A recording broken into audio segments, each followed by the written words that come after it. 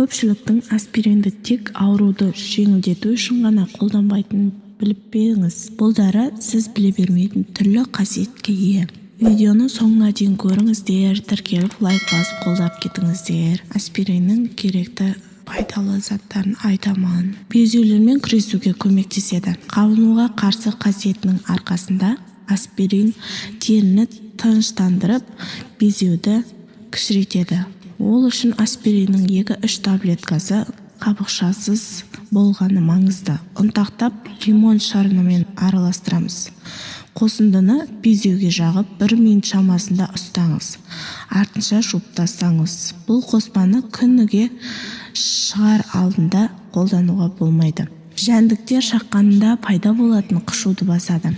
Сонымен қатар аспирин маса жаққанда пайдалы болатын ісіну мен қышынуды басады.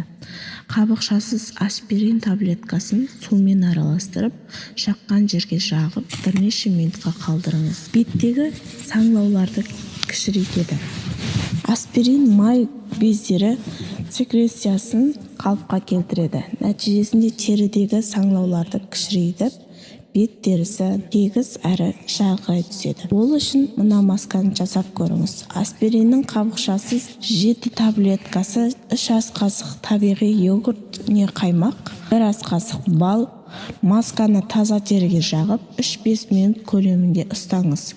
Мұнан соң сумен жуып тастаңыз.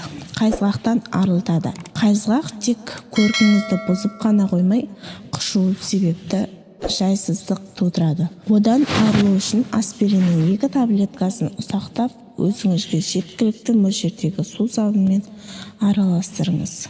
Аяқтағы мүйізгектерден арылуға көмектеседі.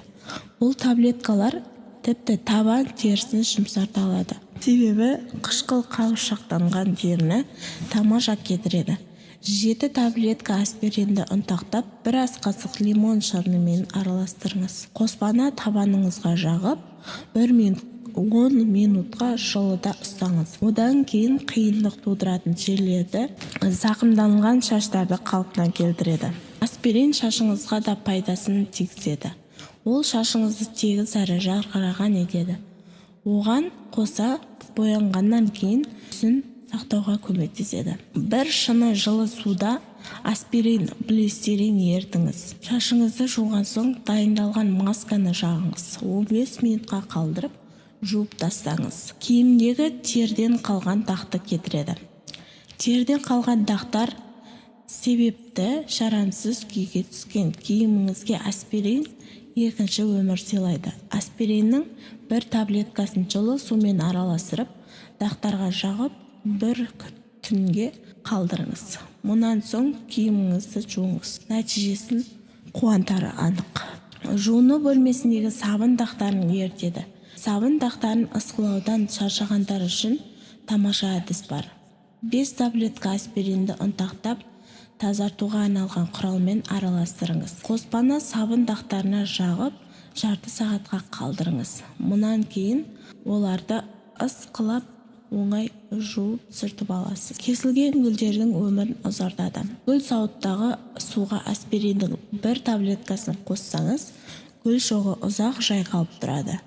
Ол дәрінің судағы РНТ-ін өзгертіп, бактериялардың көбеюін баяулататын байланысты. Бұл әдіс әсіресе раушан гүлі үшін тиімді. Ұсынылған кеңестерді қолданар алдында терапевт пен дерматолог маманымен ақылдасуға кеңес береміз. Менің каналыма тіркеліп, лайк басып, қоңыраушаны басып кетіңіздер. Комментарияда жазып кетіңіздер. Керекті көптеп видеолар салып отырамын. Рахмет.